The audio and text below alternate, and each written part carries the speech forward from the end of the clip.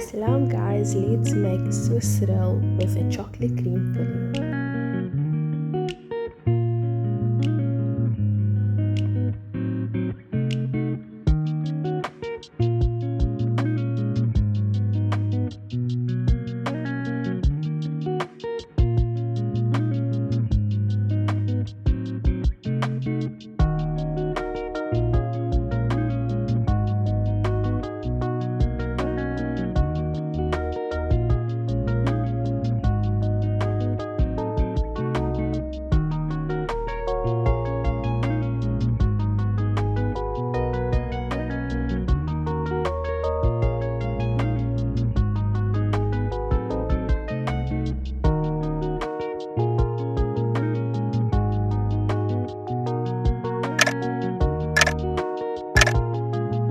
It's officially done with that oven, and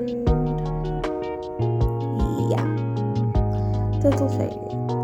But let's improvise and make it something of our own.